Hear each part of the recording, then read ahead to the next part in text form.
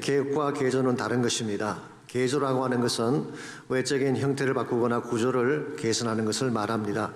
흔히 건축에서 말하는 리모델링이 개조에 해당하는 것입니다. 리모델한다고 하는 것은 건물의 구조를 바꾸든지 방을 늘리든지 지하실을 리빙룸으로 만드는 이런 것들을 리모델한다고 이야기하죠. 유사한 개념으로 레노베이션이라고 하는 것이 있습니다. 그것은 펀더멘탈한 스트럭처는 바꾸지 않지만 스페이스를 개선하는 경우를 말한다고 합니다. 페인트를 칠한다든가 키친이나 베스룸의 모양을 바꾸는 경우, 이때는 레노베이션이라고 하는 것입니다. 어느 케이스건 개조라고 하는 것은 외적인 또 구조적인 변화를 의미하는 것입니다. 그러나 개혁은 다릅니다. 영어로 reformation이라고 부르는데요. 그것은 외적인 형태만 바꾸는 것이 아니라 근본을 바꾸어서 본질적 변화를 가져오는 것을 개혁이라고 합니다.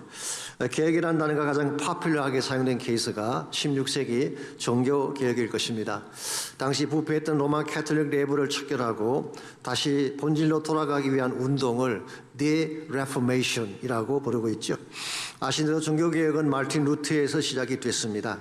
사실은 종교개혁이 있기 전에 루트가 로마를 방문한 적이 있는데 그때는 사제의 자격으로 로마를 간 것이었습니다. 근데 거기서 그는 부패할 대로 부패한 교황청의 현실을 보게 됩니다. 나는 지금 지옥 위에 서 있다고 할 정도로 충격을 받았어요. 특별히 면죄부 판매를 통해 돈으로 죄를 사할 수 있다는 잘못된 교리 앞에 분노까지 느끼게 됐습니다. 그래서 그는 1517년 10월 31일 비텐보르그 교회 앞에 95개 조항을 붙임으로 개혁을 시작했죠. 원래 95개 조항이라고 하는 것은 공개 토론을 위한 제안으로 붙인 것입니다만은 인쇄술의 영향으로 전유물로 퍼져가면서 종교개혁에 불길을 붙이는 케이스가 됐습니다. 내용은 대충 이런 것입니다.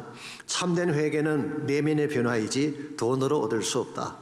교황은 인간일 뿐이며 구원은 하나님께 속한 일이다. 교회는 말씀으로 돌아가야 한다. 이 내용이었어. 말씀을 떠난 교회의 근본을 뒤집고 다시 성경이 말하는 본질로 돌아가자는 운동이었습니다. 그래서 캐톨릭 교회에서는 이것을 막기 위해 많은 수단을 강구했습니다. 당시 신성로마 제국 황제였던 찰스 5세는 1521년도에 주교들과 제후들을 이 보름스 성당에 모으고 이것을 다이엇 오브 보름즈라고 부르는데요. 루트에게 마지막 질문을 던지게 되죠. 지금이라도 95개 조항을 취소하고 리캔트하면, 돌이키면 모든 것을 없던 것으로 해주겠다라고 제안을 했을 때 루트가 했던 유명한 말이 남아있죠. Here I stand. 주님, 내가 여기 섰습니다. I cannot do otherwise. 달리는 할 수가 없습니다. God help me. Amen. 하나님 도와주옵소서. 아멘. 이것이 개혁이에요. 이것은 마르틴 루트의 개인적인 의견이나 사상과 상관이 없습니다. 절대적인 하나님 말씀에 근거해서 모든 악을 제거하고 다시 본질로 돌아가자는 운동이었습니다. 이와 같은 개혁은 일회성으로 끝나서는 안 됩니다. 오늘 또 개혁은 계속되어야 하는 것입니다. 왜냐하면 오늘날도 동일한 부패가 우리 가운데 존재하기 때문입니다. 한국 교회를 한번 생각해 보십시오. 정말 오직 믿음으로, 오직 말씀으로, 오직 은혜로 사역하고 있다고 말할 수 있을까요? Maybe not. 교회 안에 세상이 너무 많이 들어와 있잖아요.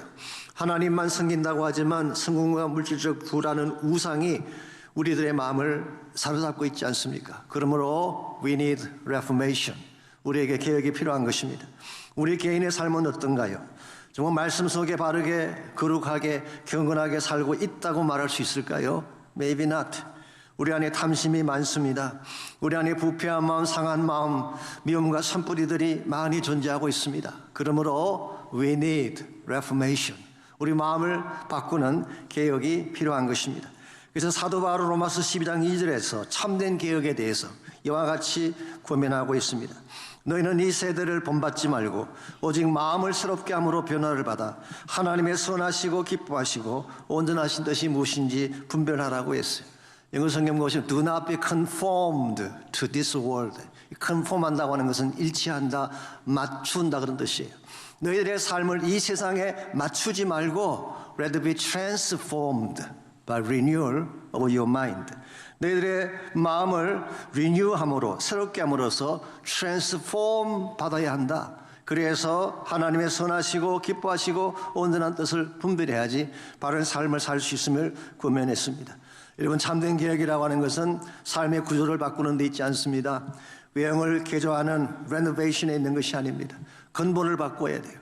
예컨대 가정에 문제가 생겼습니다. 부부 사이에 문제가 생겼는데 가구의 위치를 바꾼다든가 부엌의 장식을 바꾸면 문제가 해결될까요? 마음의 근본이 바뀌어야 되는 것입니다. 교회에 문제가 생겼습니다. 외벽에 페인트 칠을 하고 타일을 바꾼다고 해서 그 문제가 사라질까요? 근본이 바뀌어야 되는 것입니다.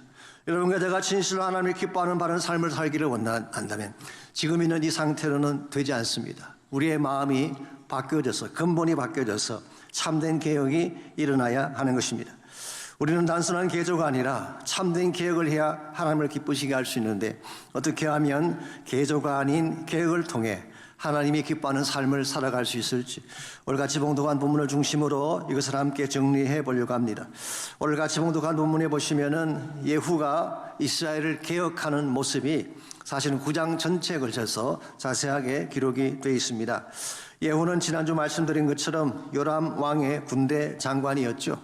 그런데 아람과 전쟁을 하기 위해 길랏 라못에 가 있을 때에 하나님이 청년 선지자를 보내서 그에게 기름을 붓고 왕이 될 것을 선포를 했습니다. 이 사실을 전해 듣게 된 이 예후의 동료들, 같은 지휘관들이죠. 그들이 나팔을 불며 그를 왕으로 추대를 했습니다. 이 당시 요람은 부상을 입고 이스라엘 자신의 궁으로 돌아와서 누워있는 상태였습니다. 오늘 본문의 말씀은 이와 같이 해서 왕의 선포를 한 예후가 길랄 라못에서 군대를 이끌고 이스라엘로 진군해 오는 장면을 오늘 본문이 소개하고 있습니다. 17절 말씀 보시면 이렇게 기록이 되어 있습니다. 이스라엘 망대에 파수꾼 하나가 서 있더니 예후의 무리가 오는 것을 보고 이르되 내가 한 무리를 보나이다 하니 요람이 이르되 한 사람을 말에 태워 보내어 맞이하여 평안하냐 묻게 하라는지라. 망대에서 보던 파수꾼이 예후가 오는 사실을 보고를 하자 요람은 전령한 사람을 보내서 그의 안부를 묻게 했습니다. 그때 예후는 그를 리테인하고 돌려보내지 않았어요. 그자 또 한 명을 보냈습니다. 예후는 역시 돌려보내지 않았습니다. 이 정도까지 있으면 알아차려야 되는데 요람은 미련하게도 본인이 직접 병거를 타고 예후를 맞으러 나갑니다. 22절에 보시게 되면 요람이 예후를 향해 평안하냐라고 묻게 되죠. 안부를 물었을 때 예후가 뭐라고 했나요? 내 어머니 이세벨의 음행과 술수가 이렇게 많으니 어찌 평안이 있으랴 하더라. 그제서야 요람이 도망을 치며 외칩니다. 반역이라고 외치게 되죠. 그러나 too late. 예후가 활을 당겨 쏘게 되자 그의 심장을 관통하고 그는 그곳에서 죽게 됩니다. 이것을 본 아하시아 왕도 유다 왕입니다. 급히 도망을 쳤지만 머깃도에서 죽임을 당했다고 기록하고 있습니다. 여기서 그치지 않고 예후는 이세벨을 죽입니다. 그리고 아합의 아들 70명을 죽입니다. 10장에 가보시게 되면 온 이스라엘의 바알 숭배자들을 바알의 산당으로 모이게 한 후에 다 죽이고 바알의 산당을 헐고 변소로 만들었다고 성경은 기록하고 있습니다. 이와 같은 것이 예후의 개혁이었습니다. 그러므로 이것은 단순히 정치적 구조를 바꾼 케이스가 아니죠. 혹은 부패한 관리 몇 사람을 척결하고 왕국의 질서를 잡는 정도가 아니었습니다. 바알 숭배 위에 세워진 이스라엘의 근본, 그래서 악하고 부패할 대로 부패한 이스라엘의 근본을 뒤집고 다시 야훼 중심의 믿음으로 돌아가기 위한 운동이 예후가 일으킨 영적 개혁이었습니다. 그렇습니다. 개혁이라고 하는 것은 내면의 악을 도려내고 하나님께로 돌아가는 것을 말하는 것입니다. 우리는 그 모양을 꾸미고 그 모양을 바꾸려고 하지만 하나님 거기에 속지 않습니다. 우리의 중심을 보시는 하나님이기 때문에 우리 내면 속에 죄악이 그대로 남아있다면 아무리 외형을 바꿔도 진정한 차원의 변화는 일어날 수가 없습니다. 그러므로 하나님이 기뻐하시는 개혁, 우리의 근본이 바뀌는 개혁을 해야지 우리 삶이 변화를 경험할 수가 있는데 어떻게 할 때에 우리 삶의 근본을 개혁함으로써 하나님이 기뻐하시는 삶을 살아갈 수가 있을까요? 오늘 본문에 소개된 예후의 케이스를 통해서 참된 개혁을 통해 하나님을 기쁘게 하는 삶으로 나아가려면 무엇이 필요한지 세 가지 차원에서 정리해 보려고 합니다. 첫 번째로 개혁을 통해 참된 변화를 이루려면 바른 출발이 필요합니다. 출발을 바로 해야 돼요. 개혁의 출발점은 내가 아닙니다. 인간이 아니라 하나님이 돼야 합니다. 우리는 예후의 개혁이라 그렇게 표현을 합니다만 실제로 개혁의 내용을 보면 이 개혁을 시작하신 분은 예후가 아니라 하나님 자신이셨어요. 첫 번째로 누가 예후에게 기름을 부었나요? 하나님이 예후에게 기름을 부으셨어요. 예후가 자청해서 왕이 되겠다고 나선 것이 아닙니다. 하나님이 선지자를 보내서 그에게 기름을 붓고 왕이 되게 한 것입니다. 한 가지 흥미로운 사실은요, 북왕국 역사상 하나님의 기름 부음 받고 왕이 된 케이스가 예후가 처음이에요. He was the only king anointed by God. 하나님에 의해서 기름 부음 받은 유일한 북왕국의 왕이 예후였습니다. 둘째로 이와 같이 기름 부음을 주실 때는 해야 될 사명이 있죠. 그래서 9장 7절 이하에 보게 되면 개혁의 사명을 주신 분도 하나님이셨어요. 너는 내 주 아합의 집을 치라. 내가 나의 종 곧 선지자들의 피와 여호와의 종들의 피를 이세벨에게 갚아주리라. 구체적으로 해야 될 사명을 하나님이 주셨어요. 그리고 세 번째로 요람을 죽이는 과정을 보면 하나님이 이 모든 것을 준비하셨음을 확인할 수가 있습니다. 20절과 21절을 보겠습니다. 파수꾼이 또 전하여 이르되 그도 그들에게까지 갔으나 돌아오지 아니하고 그 병거 모는 것이 님스의 손자 예후가 모는 것 같이 미치게 모나이다. 미치게 몬다는 뜻은 과격하게 mon다. He drives furiously. 영어는 그렇게 번역이 됐어요. 아주 그냥 furiously, 진노하듯이 그렇게 몰고 있는 것입니다. 이걸 보게 되면 예후가 그냥 달려오는 게 금방 알 수가 있죠. 무엇인가를 집행하기 위해 달려오는 장면이에요. 그런데 이와 같은 예후를 요람은 병거를 타고 맞으러 나갑니다. 그런데 흥미로운 사실이 뭔지 아시죠? 22절 볼까요? 요압이 이르되 메우라 하매 그의 병거를 메운지라. 이스라엘 왕 요람과 유다 왕 아하시아가 각각 그의 병거를 타고 가서 예후를 맞을새 이스라엘 사람 나봇의 토지에서 만났다고 했어요. 나봇의 토지에서 요람과 예후가 만나게 되고 여기에서 그는 피를 토하고 죽게 됩니다. 여러분, 나봇의 터가 어떤 장소인가요? 기억나십니까? 그 옛날 요람의 아버지 아합과 어머니 이세벨이 나봇의 포도밭을 빼앗기 위해 무고한 나봇의 식구들을 다 처형했던, 무고한 피를 흘렸던 바로 그 장소예요. 그래서 이 피를 흘린 바로 그 장소에 요람을 나가게 하고 거기서 예후를 만나게 해서 거기서 피를 흘리며 죽게 한 것입니다. 이것이 우연일까요? 절대 우연일 수가 없습니다. 여기 하나님의 기막힌 섭리가 있는 것입니다. 무고한 피를 흘리게 한 바로 그 장소에서 핏값을 갚기 위해 하나님이 설정한 것입니다. 그러므로 요람은 이것을 반역이라고 외쳤지만 사실은 반역 케이스가 아닙니다. 하나님의 심판 케이스였어요. 이런 의미에서 예후의 개혁은 예후가 시작한 게 아니죠. 하나님이 시작하신 것입니다. 하나님이 자신의 뜻을 이루기 위해 시작한 것이기 때문에 이 개혁의 방향은 바르게 진행이 된 것입니다. 그렇습니다. 참된 개혁은 하나님부터 시작돼야 해요. 그래야지 열매가 아름답게 되는 것입니다. 흔히 인간이 개혁의 주체가 되겠다고 나서는 경우가 있죠. 인간이 칼자루를 쥐고 개혁하겠다고 나서는 경우가 있습니다. 이것은 대단히 위험한 것입니다. 인간의 개혁이라고 하는 것은 바이어스가 존재하기 때문에 아무리 그렇지 않다고 해도 바이어스가 있습니다. 자신의 입장에서 개혁을 하죠. 어떤 이데올로기를 따라서 개혁을 하죠. 자신의 야망이 개입된 개혁이기 때문에 결과가 좋지 않은 경우가 훨씬 더 많습니다. 더구나 자신도 완벽하지 못한 주제에 누가 누구를 개혁한다는 것입니까? 그리고 인간이 주체가 돼서 하는 개혁은 바람직하지 않을 뿐만 아니라 위험하다고 말할 수가 있습니다. 여러분 잘 아시는 17세기 영국에 청교도 혁명이 일어났습니다. 굉장히 중요한 혁명이고 영국 역사의 한 페이지를 장식한 사건이긴 한데요. 그 당시 국왕이었던 찰스 1세가 의회를 해산하고 독재 군주가 되려고 했습니다. 여기에 반기를 든 사람이 올리브 크라멜이라고 하는 사람이었어요. 그는 철교군을 이끌고 왕정파를 물리치고 찰스 1세를 처형하고 공화정을 가져오게 했습니다.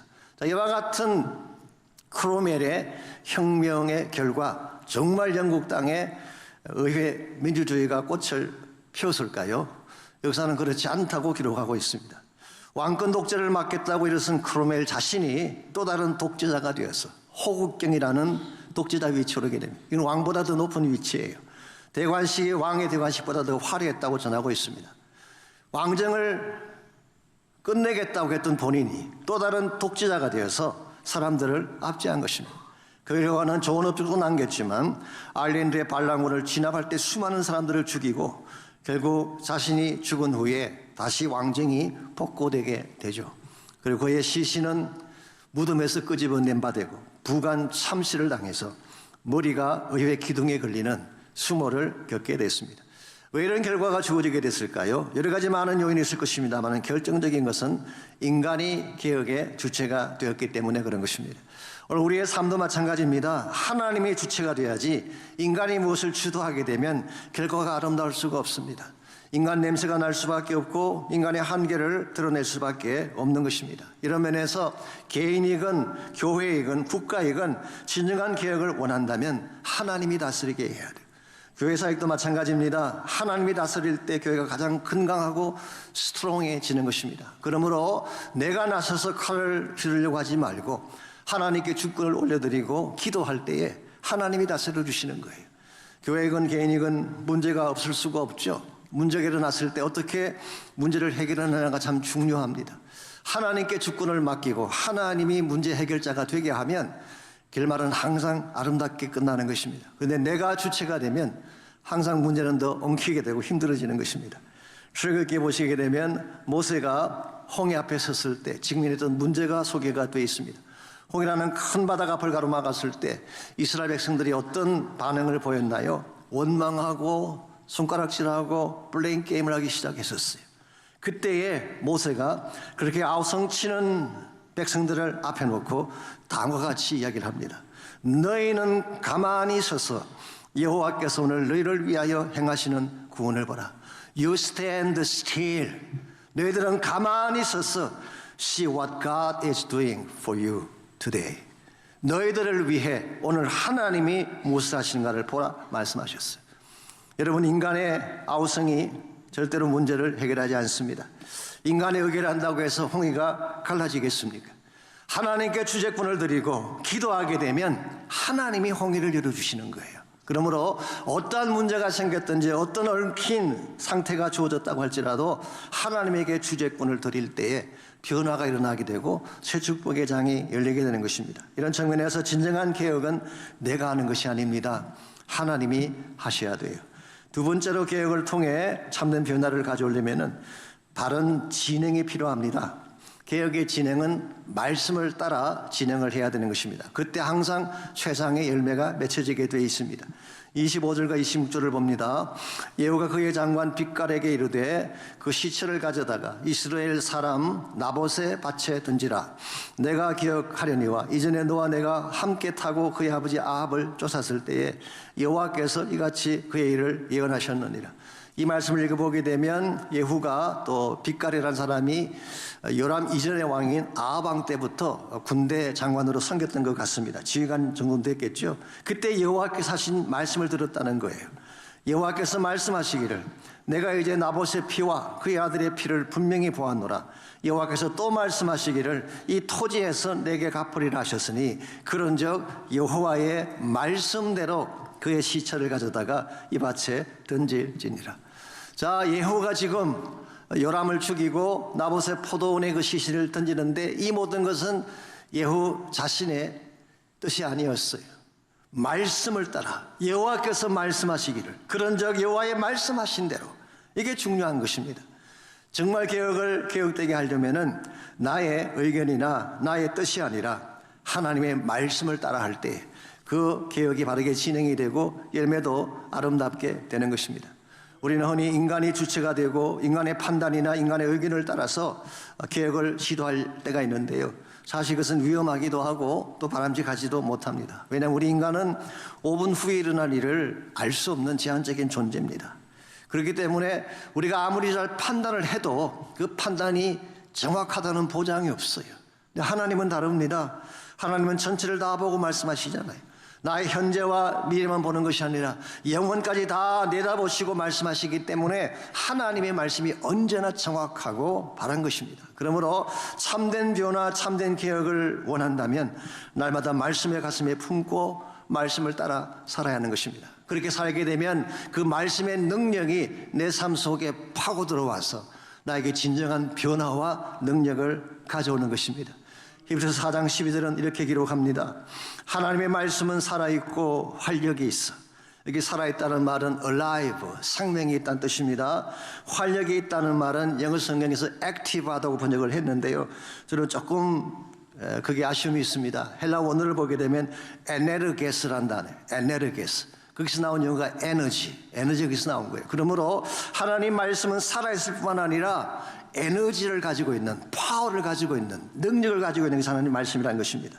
좌우의 날선 어떤 것보다도 예리하여 혼과 영과 및 관절과 골수를 찔러 쪼개기까지 하며 또 마음의 생각과 뜻을 판단한다고 했습니다. 여기 보게 되면 말씀이 개입하는 세 가지 영역이 있죠. 우리의 혼과 우리의 영과 그 다음 세 번째로 관절 골수를 찔러 쪼갠다고 했어요. 관절 골수는 우리의 body, 우리 육체를 상징한다고 볼 수가 있죠. 우리의 육체 속에 penetrating 한다고 and dividing.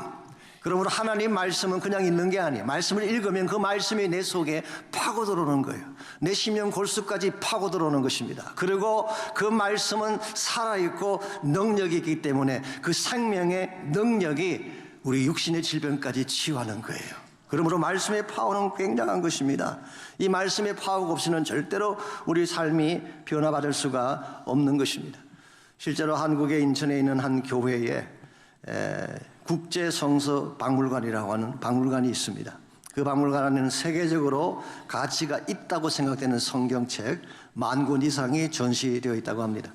그 중에 하나가 구관희 집사라고 하는 한국의 집사님 한 분이 직접 손으로 쓴 필사본이 거기에 전시가 되어 있습니다. 자, 왜 개인이 쓴 성경 필사본을 박물관이 전시를 하게 됐을까? 그 연유가 다음과 같습니다. 이분이 사실은 위암 선고를 받고 시한부 인생으로 병원에 입원을 했는데요. 병원에 누워서 이제 죽는 날을 기다릴 수밖에 없죠. 그때 그의 마음속에 이렇게 병실에서 신음만 하다 죽을 것이 아니라 그래도 유산을 남겨야 되지 않을까, 후손들에게 무언가를 남겨야 되지 않을까, 그래서 생각한 것이 성경을 직접 쓰기 시작한 것입니다. 그래서 죽는 순간까지 이 성경 말씀 필사하다가 죽다가 세상을 떠나게 되면 내가 남긴 유산이 자녀들 자손들에게 큰 힘이 되지 않을까. 그래서 매일 그는 아침 일어나면 말씀을 적기 시작해요. 매일 그렇게 했어요. 그랬더니요, 뜻밖의 변화가 자신에게 일어나기 시작하는 것입니다. 말씀 하나하나가 가슴속에 파고 들어오기 시작, penetrate 하기 시작하는데 그 말씀이 나의 가슴속에 파고 들어오기 시작하고 나의 육신 가운데 파고 들어오기 시작하니까 그 말씀의 생명의 능력이 이분을 살게 만든 것입니다. 그래서 견디기 힘들어하던 위암이 떠나가게 되고 죽겠다고 시작했던 성경 필사본이 오히려 그분을 살아나게 하셔서 건강한 모습으로 퇴원을 하고 이것을 기념하기 위해 박물관에 그 성경책을 전시했다고 합니다. 사랑하는 성도 여러분, 하나님 말씀은 살아있고 생명력이 있습니다. 이 하나님의 말씀이 우리 가슴 속에 담겨지게 될 때, 이 말씀이 나의 심령 속에 관통에 들어오게 될 때, 이 말씀이 나의 관절과 골수를 찔러 쪼개며 페니트레이트해 들어오게 될 때, 여러분의 인생은 치유받게 되고 변화받게 되고 하나님의 권능 가운데 살게 되는 것입니다. 이와 같이 참된 개혁이라고 하는 것은 1차적으로 하나님이 시작하는 것입니다. 내가 시작하는 거 아니에요. 인간이 시작하는 것이 아니라 하나님이 시작하셔야지 바른 개혁이 됩니다. 두 번째로 개혁의 진행은 말씀을 따라 행해야 되는 것입니다. 말씀대로 해야지 방향도 바르게 되고 결과도 아름답게 되는 것입니다. 마지막 세 번째로 개혁을 통해 진정한 변화를 이루려면 바른 결말이 필요합니다. 이 결말이라고 하는 이 표현은 열매를 말하는 것입니다. 하나님이 가장 기뻐하시는 열매가 뭘까요? Purification, 영적 정화입니다. 하나님은 순결한 삶을 원하세요. 우리 안에 있는 모든 죄악들을 다 제거버리고 우리의 마음이 퓨어한 마음으로, 순진한 마음으로 변하는 것을 하나님은 가장 기쁘게 생각하십니다. 그러므로 우리 안에 내재되어 있는 모든 악과 죄악들을 다 처리해버려야지 우리의 내면이 깨끗해지게 되고 깨끗한 우리 심령 가운데 하나님의 은혜가 임하게 되는 것입니다. 그래서 오늘 본문을 보시게 되면 예후는 개혁을 하면서 조금은 지나칠 정도로, 과하다고 생각될 정도로 개혁을 시도하는 것을 볼 수가 있습니다. 9장 안에서 3명의 인물들이 예후의 손에 죽임을 당하게 되죠. 첫 번째가 요람입니다. 요람을 처형한 것은 아합 왕조의 종말을 의미하는 것입니다. 이제 아합의 왕조는 끝났다 그 말이에요. 두 번째가 아하시아였습니다. 아하시아는 유다 왕이었죠. 그러나 동시에 요람의 조카이기도 했습니다. 그러니까 아하시아의 어머니가 아달랴잖아요. 아달랴와 요람은 형제지간입니다. 그러므로 아하시아는 남쪽 유다의 왕임에도 불구하고 북왕국에 가서 시간을 많이 보내고 마지막까지 요람과 같이 있다가 결국 죽임당하게 되죠. 아하시아의 문제는 뭘까요? 혼합주의입니다. 하나님을 순수하게 믿는 신앙이 아니라 바알도 함께 숭상하는, 하나님은 혼합주의를 가장 싫어하세요. 그러므로 아하시아를 처리한 것은 혼합주의를 깨뜨리기 위한 것입니다. 마지막 세 번째 인물이 이세벨인데요. 우리 읽지 않았지만 9장 30절에서 37절에 보면은 그의 죽음이 자세하게 기록이 되어 있습니다. 뉴멕시코 칼버리 채플을 담임하신 스킵 하이잭 목사님은 이 대목을 영화로 비유하자면은 G-rat이 아니라 G는 General Audience죠. 모든 자들에게 관람가가 아닙니다. PG도 아니래요. Parental Guide. 부모가 옆에 있으려는. 오늘 이 본문의 케이스는 R-rated. 미성년자 관람 불가의 영화라고 이렇게 이야기했어요. 왜냐하면 너무나 참혹하고 끔찍했기 때문에. There's blood. There's terror. Dog eating. 이런 내용들이 오늘 본문 속에 기록이 되어 있습니다. 먼저 30절을 보겠습니다. 예후가 이스라엘로 오니 이세벨이 듣고 눈을 그리며 머리를 꾸미고 창에서 바라보다가, 이제 이세벨은 이스라엘에 있는 자기 왕궁에 있는데 이미 전세가 기울었어요. 그리고 이제 예후가 찾아오게 되면 자신이 최후를 맞이하게 된다는 사실을 알고 있었습니다. 그런데 최후를 앞두고 이세벨이 뭘 하고 있었나요? 눈을 그리고 있었대요. 눈썹을 그린 것인지 아이섀도우를 한 것인지 I don't know. Anyway, 죽기 직전에 화장을 하고 있는 여인의 모습. 여러분 끔찍하지 않습니까? 웬만한 사람은 그렇게 못해요. 육룡이 나르사에 나오는 길태미를 연상시키는, 죽기 직전에 화장을 하는 정말 독한 그런 여자가 아닐 수가 없습니다. 자, 예후가 들어오기 전에 31절에서 이렇게 말합니다. 예후가 문에 들어오매 이르되 주인을 죽인 너 시므리여 평안하냐. 이 시므리가 누군지 혹시 기억나십니까? 이 시므리는 열왕기상 16장에 보게 되면 반란을 일으켰어요. 바사 왕조에 반란을 일으키고 7일 동안 왕위에 있다가 오므리에 의해서 죽임당한 왕이 시므리입니다. 그러므로 너 시므리여라고 표현한 이유는 이것입니다. 너도 곧 죽는다. 7일밖에 살지 못할 거라는 저주가 담긴 그런 인사죠. 이 말을 들은 예후는 이세벨을 창밖으로 내어 던지게 했고 그 피가 담과 말에서 튀었다고 했습니다. 그리고 예후가 그의 위를 지나갔는데요. 그냥 지나간 게 아닙니다. 마차를 타고 지나갔어요. 그 결과 두 골과 발과 손밖에 남지 아니하고 나머지는 개들이 먹었다고 기록하고 있습니다. 그야말로 R-rated. 끔찍한 장면이 아닐 수가 없죠. 자, 왜 이처럼 처절하게 했을까요? 왜 예후가 got furious? 그가 그렇게까지 진노할 정도로까지 그렇게 화가 나 있었을까요? 사실은 개인적인 이슈 때문은 아닙니다. 그렇게 해야지 바알을 완전히 척결하고 다시는 바알이 이스라엘 땅에 발을 붙일 수 없기 때문에, 그러므로 이스라엘 땅에 있는 바알을 깨끗하게 처리하고 순결한 신앙을 회복하기 위해 인간의 눈으로 보기에는 끔찍해 보이지만 이 일을 예후가 한 것입니다. 신약성경 복음서에 보시면은 예수님께서도 이와 유사한 일을 한번 행하신 적이 있어요. 마가복음 11장에 보게 되면 예루살렘 올라가셨다가 성전에 들어갔는데요. 그 안에 장사치가 꽉 차 있었어요. 그때 예수님께서 어떻게 하셨나요? 상을 뒤엎었어요. 채찍을 들고 그들을 쫓아냈어요. He got furious. 엄청나게 화가 나셨어요. 매일 이것을 본 사람들이 수군 그릇을 가능성이 많습니다. 아니, 예수님이 어떻게 거룩한 성전에서 화를 내고 저러시나? 주님의 심정을 알지 못하고 왜 예수님이 이렇게 화를 내시나? 그렇게 말했던 사람들이 있었을 것입니다. 그런데 예수님 마음은 뭔지 아십니까? 하나님이 계셔야 될 성전 안에 성령이 있어야 될 그 성전 안에, 진리가 있고 기도가 있어야 될 그 성전 안에 장사치가 꽉 차 있는데 어떻게 분노하지 않을 수가 있겠어요? 하나님은 사라지고 장사꾼들의 테이블만 남아있는 성전이 어떻게 성전일 수가 있냐는 것입니다. 그래서 그는 그 모든 판을 뒤집어 엎고 그들을 쫓아낸 것입니다. 특히 우리 예수님께서 화가 나신 또 한 가지 이유는 이사야 56장 7절 말씀 때문이에요. 거기 보게 되면 장차 하나님의 성전에 어떤 곳이 될 것인가를 예언했는데요, 내 집은 만민이 기도하는 집이 될 것이라고 했어요. 여러분, 장사치들이 있었던 성전 장소가 어딘지 아십니까? 성전에는 여러 가지 뜰이 있어요. 성전 본체가 있고 유대인들의 뜰이 있고 여인의 뜰이 있고 그 다음에 이방인의 뜰이 있어요. 사실은 장사치들이 이방인의 뜰에 테이블을 갖다 놓은 것입니다. 그 말은 이방인들이 예배할 곳을 쫓아내고, 거기 나오는 이방인들은 우리가 흔히 말하는 God fearer, 하나님을 두려워하는 이방인을 말합니다.